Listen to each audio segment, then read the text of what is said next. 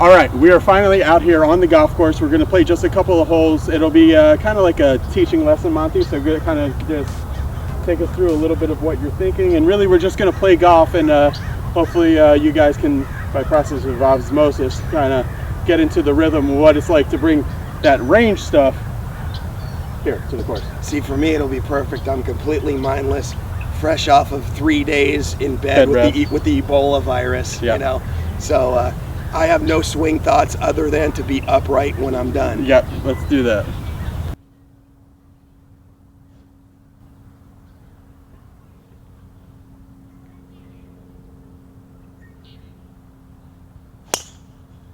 Nice. Well, that was the ball of the year. That was really good. Looks like what you were working on the range. Exactly. Well, on the range, Monty and I were working on me, and this is the same problem with you guys, I'm sure, getting more under on the way this way and not on top of it. Now I'm going to be forced to hit one good. Yeah, you'll have to go all the way to 80% to get to that one.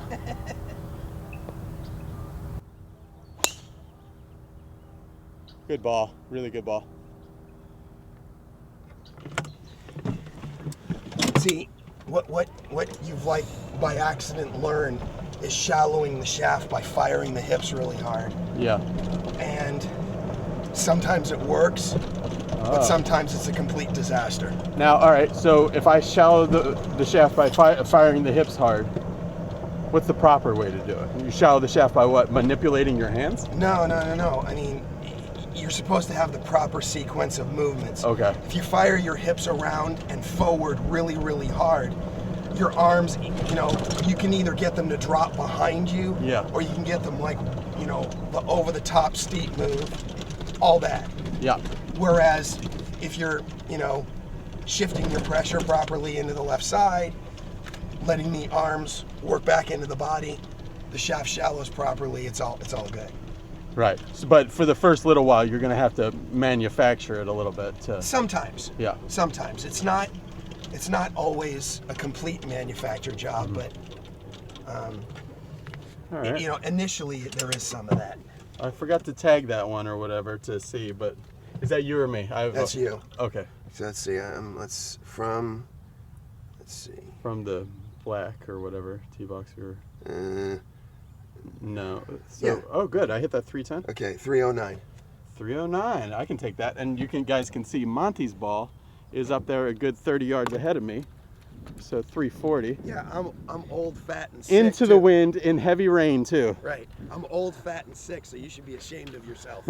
No, not at all.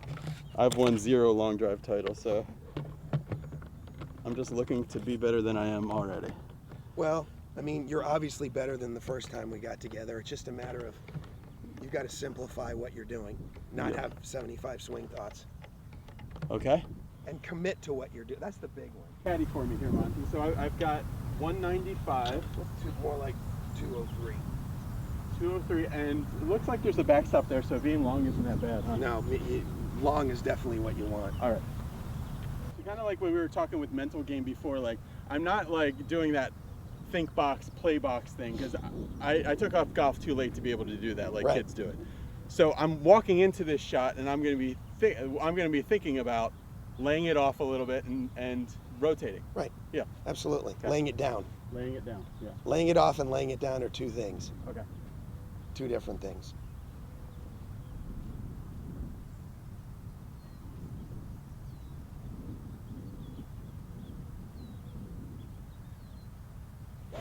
Oh no.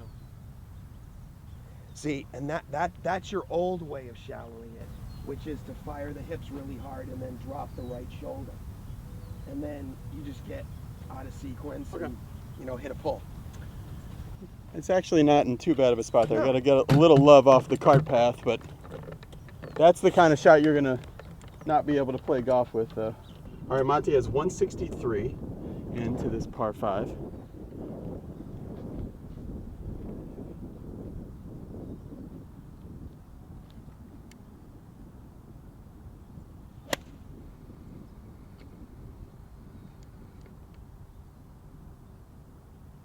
Oh, great shot, Monty. How'd that one feel? I went a little deep on it. I was on a bit of a downslope. What do you mean went a little deep? I The backswing? got a little steep on it. Oh, okay. Yeah. My right foot was a little above my left. Okay. So you have to be a little steeper on that, because if you come in shallow, you kind of drop kick it off the hill, because behind the ball's higher. Yeah. And I just got a little too steep on it, and took a bit of a trench. The famous Hogan line is, you're only going to hit one if you're a good golfer, one or two good absolutely perfect shots in a row. So. Well, you see, this is where, I actually annoy people sometimes. When I'm doing a little playing lesson like this, I don't play for a score. I'm focusing on what you're doing. Sure. And then I'm trying to make a good move at the ball.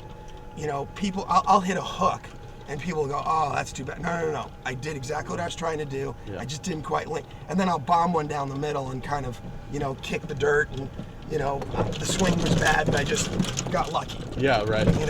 So on that one, in a tournament, it's about the result. Oh, in a tournament, I'd have been happy with that shot. The result of what the ball did. Well, the reason why I was a little, let's see where that ended up. Yeah, that's what I thought. I caught it just a little bit heavy, and it's short and in the fringe. Okay. Okay. And in a tournament, I'd have been like, But even if that ball would have been 2 feet, I still would have had the same reaction to it, because I zip over there. I think I saw me. Oh, I was on that dirt path. No, you're over there.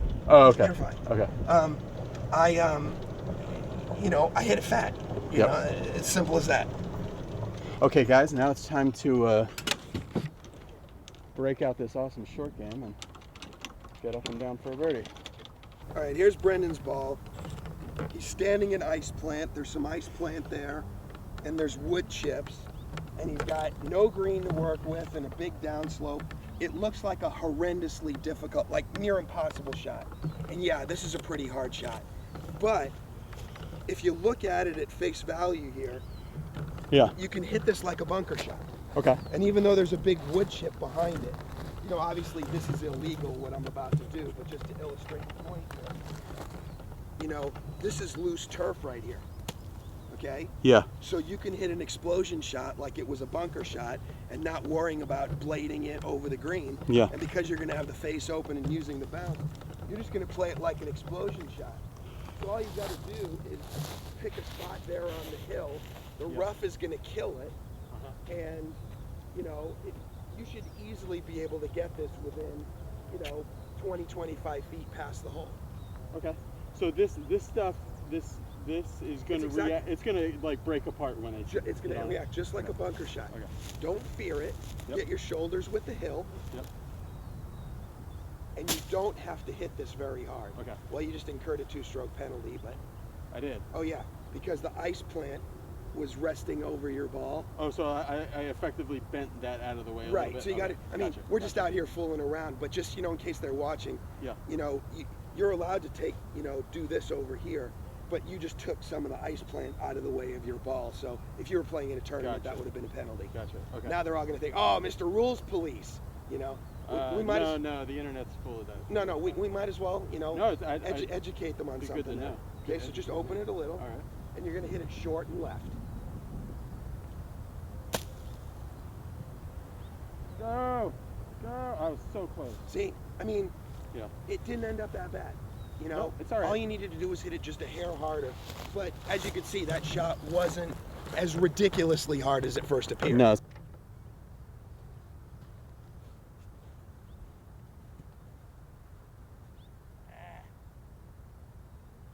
Came out easy.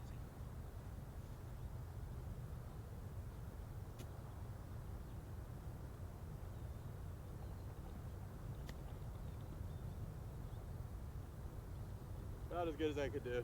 Yeah, that wasn't bad. All right, guys, kind of jumping around here.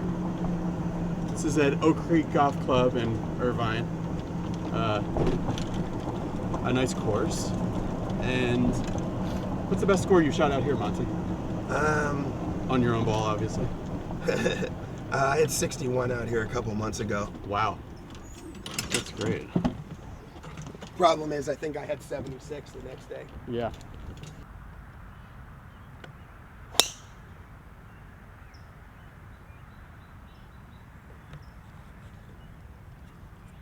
How was it? All right. Field it in the right side of the fairway. Good. All right, what do I want to do here, caddy-wise? Man, that's a big fairway, isn't it? It's not very small, no. Okay. Just that's cool. Try to make a good swing. Try Okay. to hit it. Unlike me, try to hit it in the middle of the club face. A little more on the right, just so you Oh, can there's get more plenty lever of there's with plenty the- of room on the right.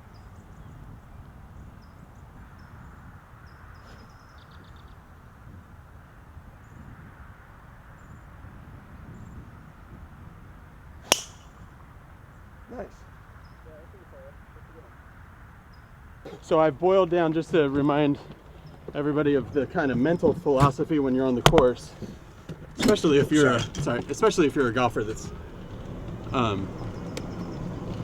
learned when you were older. I think that makes a big difference.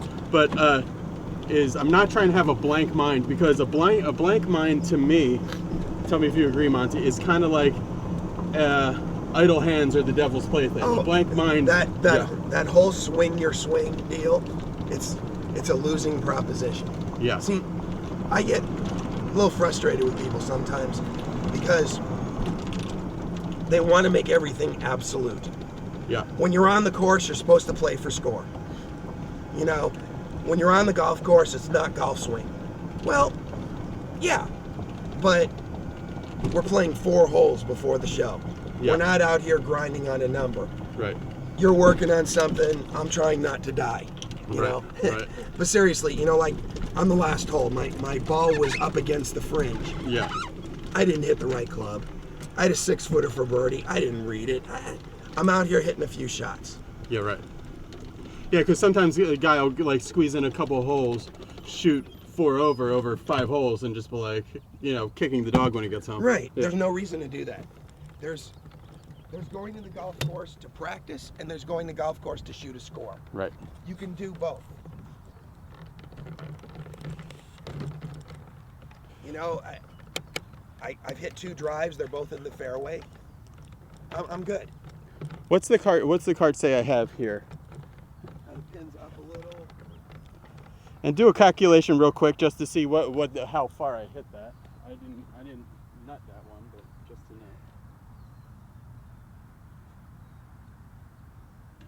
270. Okay, so this 270, which is uphill too. So, all right. So guys, this hole is a red flag, and it's something I want to ask you about, Monty. Is that all right? So if this is a red flag, course strategy wise, now should that red flag be my minimum number, so that I can miss? Well, you know, you've got a false front here. You Okay. definitely do not. So like we can use the machine here. It's 131 to the front of the green. You better make sure you hit it that far. Okay. Okay.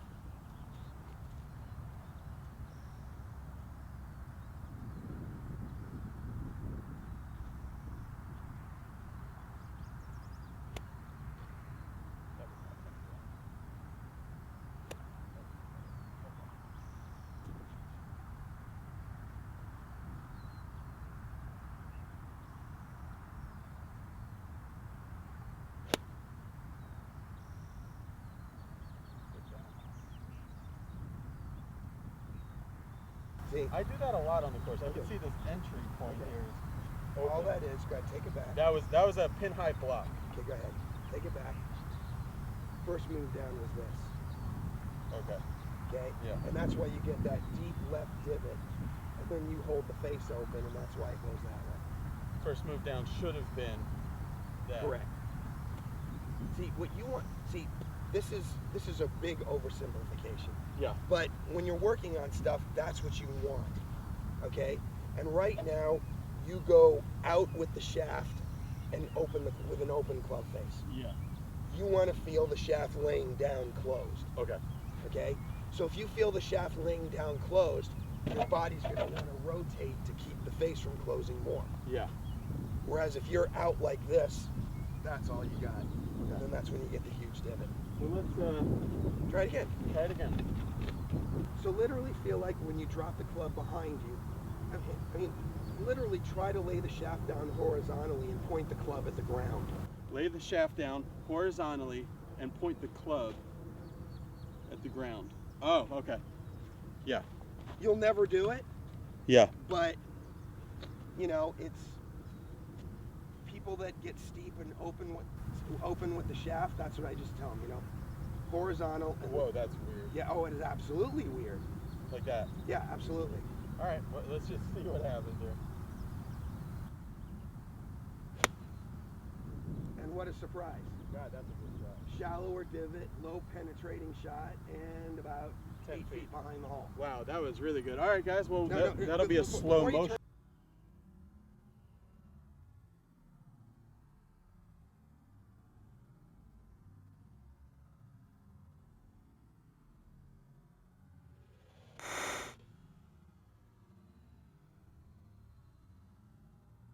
This divot. Hold on, let me see. All right, that divot took about half of Iraq long, to fill. Okay, and it's over there at the bunker. Yeah. Okay, and it was very toe deep. Yep. Look at this one. Nice little I mean, the divot doesn't tell you everything, but when you have these two extremes, yeah, that one was better. Mm-hmm. And what's funny too is because the second one felt like all I was trying to do was make a transition, and just a little pass at the ball. Kind of wimpy. It went further than the other one. Right, because you hit it solid. All right, Monty has 107, which means he hit this 300 yards up the hill.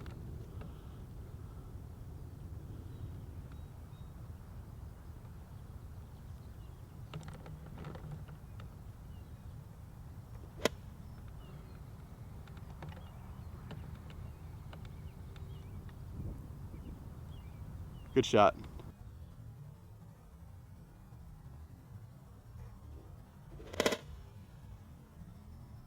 Kind of moved with the slope and the wind, but that was really good. You. No, my 8-iron was a little close. You'd be beating me in a 2-ball scramble right now. And again, as long as I got a mulligan. See, now, here's another thing. Now, I talked about how I went deep on the other one. Yeah. This one, the ball was above my feet. Yeah. So going a little deep, I mean, it's not the worst thing in the world. Yeah. Because the ball's above my feet, so your normal swing bottom is going to dig a little deeper trench than you normally would. Yeah. You know, as opposed to where, you know, if I was hitting this way and the ball was below my feet, if I would have dug that trench with the ball below my feet, then I'd have an issue. Okay, so if you're now, let's take it away from practice round. Okay. Mindset. Let's take it to, this is not to win the U.S. Open, but this is a putt you want to make in a tournament. Okay. What's your so you're making fun of me after that half-ass effort I gave in putting on the last hole, right? Okay. Yeah. So this one is. Yeah. You know, everybody's a little bit different, but I happen to see the slope better from behind the hole. Okay. Okay. So when I said, I see the break and the slope of the green a lot better from the other side of the hole. Okay. Not everybody is that way. Yeah. Okay. So I always like to see what it looks like from here. Then I always like to stand on the low side of the hole. You know, so like the putt's breaking this way, so I always stand on the low side. Yeah. To see how much slope I've got involved. Yeah. Like if you were reading a magazine, you would have it tilted up. Right, yeah. Absolutely. So this is a pretty fast putt, and it's going to break significantly. Yep. So, you know, and then I give the last look from behind so I can kind of see how I'm going to align. Yep. Okay? So downhill pretty quick, should break significantly to the right.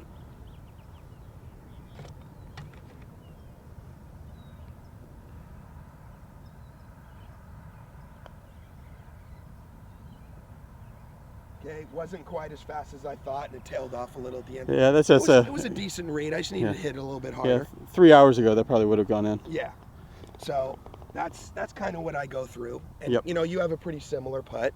Okay, so that's just 3-step process of reading it here.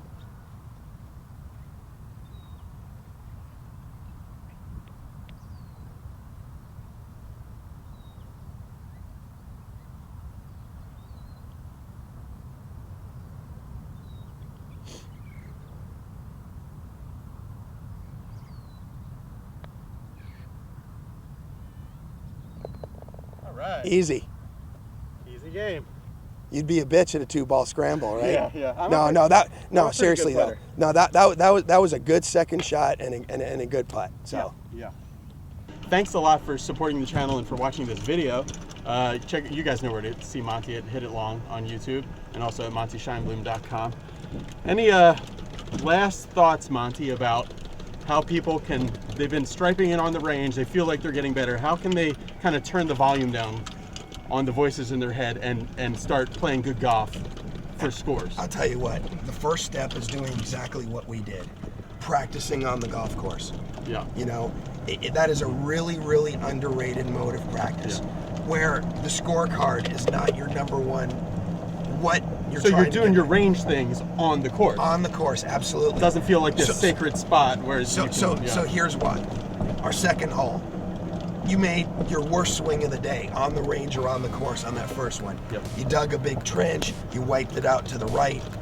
If that would have been the last shot you hit, you'd leave feeling poorly about yourself. And I'm like, drop another one, do what you were trying to do. Now all of a sudden, your brain, on course, I can do this. Yeah. You know, it's not just the range. So that's why, to me, practicing on the course is so important. Now, obviously, you need to take the next step and play for score. Yeah, right. But playing on the course late in the day, hitting multiple balls, hitting multiple shots, trying the different things you're working on, and then when you go to play for score, you have one idea. You know, your one idea is going to be lay the shaft down, or you know, do whatever. Yeah. You want one trigger. Just swing your swing doesn't work, like you said. Yeah. You got to have one small, simple idea that you're, not the 17 things you're working. You shouldn't be working on 17 things on the range anyway. But on the course, get set up, one swing trigger, ball in the air. Do that, guys. Let me know, let us know in the comments below how it's working for you. See ya.